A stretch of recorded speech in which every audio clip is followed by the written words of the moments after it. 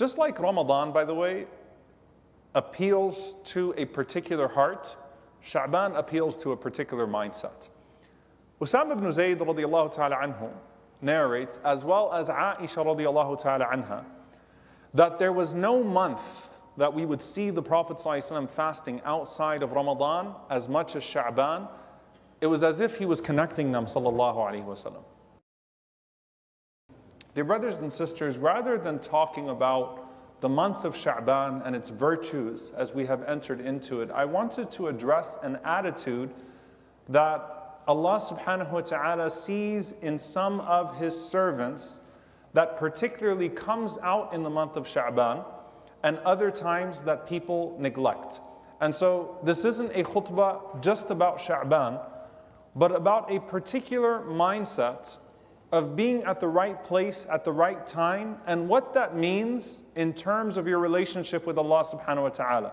Now I wanted to give this a tazkiyah checklist, if you will. What does ihsan look like? What does excellence look like when it comes to showing up at the right time, at the right place? There are 4 things. Number 1, it's doing while others are not doing. Doing while others are not doing. Number 2, it's doing what isn't expected of you in your circumstances. Number 3, it's doing more of what everybody else is doing. Number 4, it's doing quicker and with more enthusiasm what everybody else is doing. So I'm going to break these down inshallah ta'ala, but I wanted to give you the list of 4 things from the very beginning. What does it mean to have your time to shine in the sight of Allah subhanahu wa ta'ala? And where does Sha'ban fall into this in terms of an attitude? The first one is doing while others are not doing. And I'm going to use the ibadat, the acts of worship that are very familiar to us. Prayer. Prayer. The Prophet ﷺ specifically said, "Sallu bil-layli wan-nasu niyam." Pray at night while other people sleep. It's expected that people are going to pray 5 times a day. But when everybody else is sleeping, you have an opportunity to wake up and to pray and to distinguish yourself. And subhanAllah, you can imagine that at one point on the face of this earth, there were 3 people that were praying Qiyamul Layl. The Prophet ﷺ, his wife Khadija radiallahu anha, and then his son-in-law Ali ibn Abi Talib radiallahu ta'ala anhu. This is a famous narration. At one point on earth, imagine the angels going around at night looking for the people praying Qiyam. There is only one household in the entire world that was reading the Quran at night. But now that it's all available to us, who are the people that wake up and pray while other people sleep? Who are the people that give when other people withhold? Right? So there are moments of charity, avenues where people will give of their time, give of their wealth, while other people withhold. And so they shine in the sight of Allah subhanahu wa ta'ala. Because when Adam alayhi salam, as the scholars mention, looked at his children, there were lights that were shining. One of them being the Prophet David, Dawood alayhi salam. He was a shining light, shimmering in the darkness. So your time to shine is giving when other people withhold. Your time to shine is fasting when other people don't traditionally fast. And subhanAllah, you'll find a connection with all 3 of these things. The Prophet ﷺ mentioning the angels celebrating the household where someone is awake at night while other people are sleeping. The angels even calling from the gates of heaven to the one that is giving, saying, Allahumma a'ti munfiqan khalafa, oh Allah, give to the one who gave. And he said, sallallahu alaihi wasallam, in another narration at Tirmidhi, that when someone fasts while other people are eating around them, this is not talking about Ramadan per se, right? Usually this is talking about a voluntary fast. When someone fasts while other people around them are eating, the angels keep on praying on that person until they finish their food. So they're getting their share of nutrition, you're getting your share of prayers from the angels upon you. Why? Because you're shining in that place. You're the one person that's fasting there. And the angels recognize that, and Allah subhanahu wa ta'ala sends the angels to give that a special recognition. So that's doing while other people are not doing. The second one is doing what isn't expected of you in your circumstances. So giving, وَتَخْشَى الْفَقْرِ. You give even when you fear poverty. The Prophet ﷺ said, it's so beloved to Allah subhanahu wa ta'ala. You forgive even when you're not expected to forgive. You pull back from an argument even when you have every right to get into an argument. تَرَكَ الْمِرَاءَ وَإِنْ كَانَ مُحِقًّا. It's all right, let it go. You do what's not expected of you in your circumstances. Allah Azza wa Jalla looks at that, and Allah subhanahu wa ta'ala mentions, وَاللَّهُ يُحِبُّ الْمُحْسِنِينَ. Allah loves those people. The third thing is doing more of what others are doing. So this is a quantitative element of shining.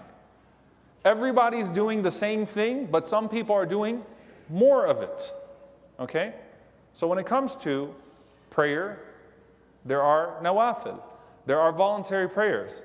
The gate of salah to paradise, the gate of prayer to paradise, is not meant for those who pray 5 times a day, particularly. It's for those who add to that, right? They do more of it.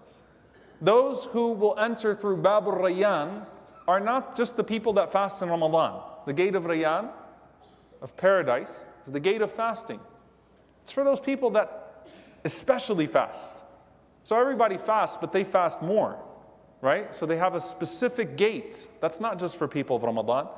Or those that give extra charity. Bab al-Sadaqah, the gate of charity to Al-Jannah, is not the gate of zakah. It's not just the gate of paying your mandatory charity.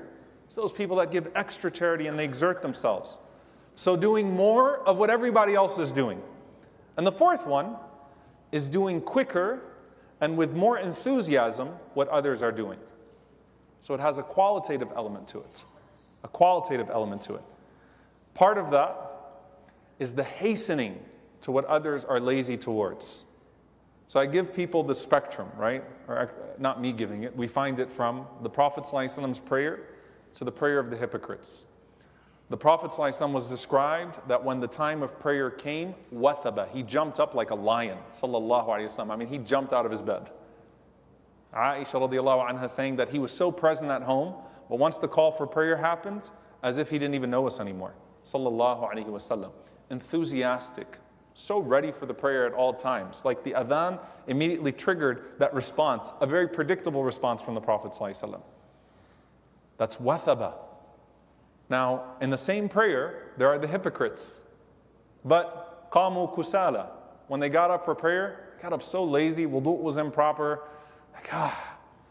just pulled themselves to it. They dragged their feet to it. All of us are somewhere between wathaba and qamu kusala.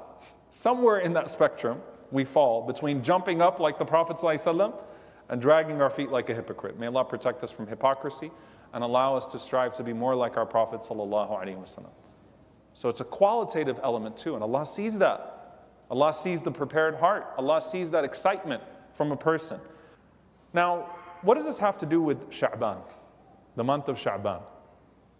And I said at the outset for a reason. Just like Ramadan, by the way, appeals to a particular heart, Shaban appeals to a particular mindset. Usama ibn Zayd radiallahu ta'ala anhu narrates, as well as Aisha radiallahu ta'ala anha, that there was no month that we would see the Prophet ﷺ fasting outside of Ramadan as much as Shaban. It was as if he was connecting them, sallallahu alayhi wasallam. They say that a perfect practice is the closest you'll get to a perfect performance, right? Like to see him, sallallahu alayhi wasallam, fasting all of Sha'ban to a point that you could count on one hand perhaps what the Prophet sallallahu alayhi wasallam might not have fasted in the month of Sha'ban is inspiring. But here's the thing. There's not a single khutbah where the Prophet sallallahu alayhi wasallam is pushing the community to it the way that he was fasting it, sallallahu alayhi wasallam. Here's where the narration continues and it gets very interesting. They asked the Prophet ﷺ and he said, ذَلِكَ شَهْرٌ يَغْفُلُ النَّاسُ عَنْهُ بَيْنَ رَجَبٍ وَرَمَضَانٍ. That's a month that people become heedless in regards to. They neglect it. Because it's between the sacred month of Rajab and the greatest month of Ramadan. So people toss it to the side. And he said, sallallahu alayhi wasallam, تُرْفَعُ فِيهِ الْأَعْمَالُ إِلَى رَبِّ الْعَالَمِينَ فَأُحِبُّ أَنْ يُرْفَعَ عَمَلِي وَأَنَا صَائِمٌ. And also the deeds are presented to Allah in this month.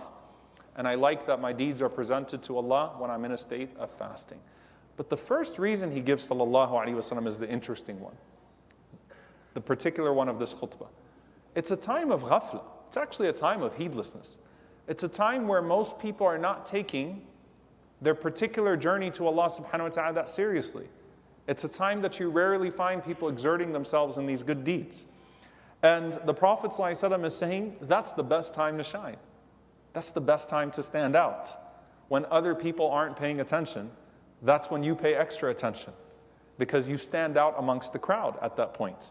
And Abu Bakr al-Razi, rahimahullah, commented, قال ما أقبح الغفلة عن طاعتي من لا يغفل عن برك وما أقبح الغفلة عن ذكري من لا يغفل عن ذكرك. He said, رضي الله عنه, ما أقبح الغفلة. How repulsive is heedlessness. عن طاعتي من لا يغفل عن برك. A person who becomes heedless in regards to the worship of the one who never stops showing you kindness. And he said, وَمَا أَقْبَحَ الْغَفْلَةِ, and how repulsive is heedlessness. عَنْ ذِكْرِ مَنْ لَا يَغْفُلُ عَنْ ذِكْرِكَ. How repulsive is heedlessness in regards to remembering the one who never forgets you. Ghafla can be sinful, heedlessness can be sinful, and sometimes it can just be complacency. But what we should be doing in this month is competing for Allah's pleasure when most people are not even paying attention to it. And that's something you have to ask yourself, how can I push myself to do something that other people are waiting for Ramadan to do?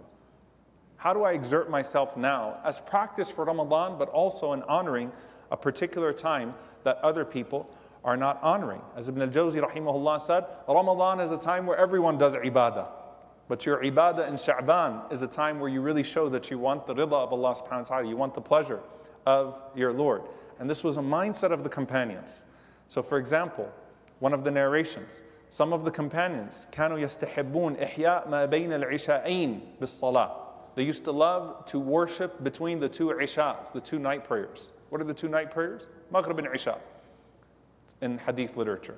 So they would stay in the masjid between Maghrib and Isha, this group of companions, because they said, most people go home and come back for Isha. Let's see if we can take advantage of this time. And the Prophet ﷺ coming out so proud of those young men that came to the masjid and they stayed between Maghrib and Isha, worshipping Allah subhanahu wa ta'ala until the next salah, because they said that's a time where people become heedless. That's my time to shine. Now, the Quran in particular, Ramadan is Shahrul Quran. Ramadan is the month of Quran. But do you know what the tabi'een, what the righteous generation used to call Shaban? They used to call it Shahrul Qurra, the month of the reciters. So they called Shahrul Ramadan, Shahrul Quran, the month of Ramadan, the month of Quran, and they called the month of Shaban Shahrul Qurra, the month of the reciters, because only the reciters recite in Shaban. And if you could practically say to yourself, I expect to recite this much in Ramadan, I'm going to do half of that in Shaban, or even a fourth. But I'm going to start carving out this time every day, and I'm going to read this many pages. And in Ramadan, I expect to make this times 2, or times whatever. This is your opportunity to shine, and your opportunity to put yourself forward. And finally, as Al-Hafidh ibn Rajab rahimahullah said, that part of this is also the qualitative element, trying to hide your good deeds. Ihsan, excellence. In Ramadan, everyone is fasting, everyone's praying, there's a public virtue here. In Sha'ban, he says that the Sahaba and the Salaf, the righteous predecessors, what they would do is, they would try to hide their fasting in Sha'ban.